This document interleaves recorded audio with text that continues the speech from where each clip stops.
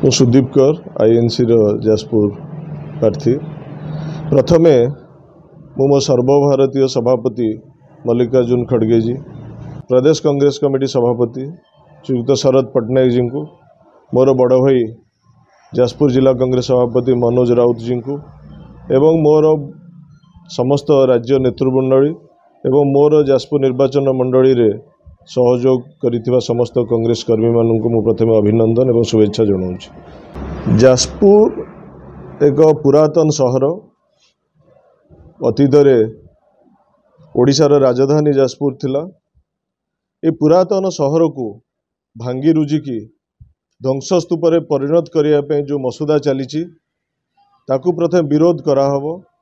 जाजपुर सहर रे ड्रेनेज रो बहुत प्रोब्लेम अच्छी, आपण मैंने देखिथे असहाय वर्षा हेले आंठुए पानी, ड्रेनेज रो सुविधा नहीं एवं जाजपुर में बाली माफिया दौरात्म्य, रास्ता घाट एक एक्सीडेंट प्रवण में परिणत है एवं आकू जाजपुरवासी त्राही त्राही डाकिले एवं बीजेडी बीजेपी गवर्नमेंट जो तांकर भितरे भितरी बुझाबणा लोक मैंने बुझी सारे।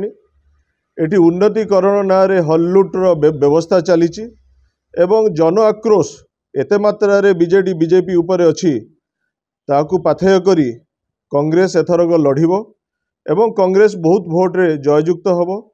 एवं मोर आदरणीय सभापति श्री शरद पट्टनायक जो नारा देइचंदी 9 रु 90 जाजपुर ही आरंभ हबो 9 रु 90 एवं बहुत संख्या रे आमे भोट पाई जययुक्त हब बोली मोर आशा।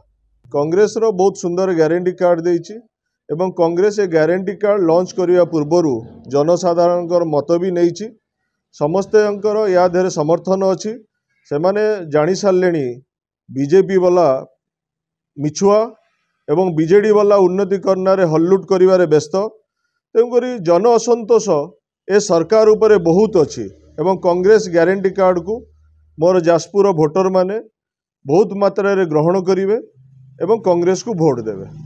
मु कांग्रेस राजनैतिक परिवार आसी, मोर बापा दीर्घ 50 वर्ष है कांग्रेस रे राजनीति करी आसुचंती एवं अतीत रे ब्लॉक सभापति एवं जिला परिषद उपसभापति रही आसुचंती एवं आमर राजनीति आमर रक्त रे अच्छी। तेणुक एटा कौन नुआ कथा नुहे आज निर्वाचन लड़िबा। मु अवश्य नुआ करी निर्वाचन लड़ी थाई पारे किंतु आमे निर्वाचन परिचालना अतीत रे करिछु। तेणुक निर्वाचन लड़िबा लड़िबू एवं निर्वाचन लड़िबू एवं आमे जितिबू मध्य।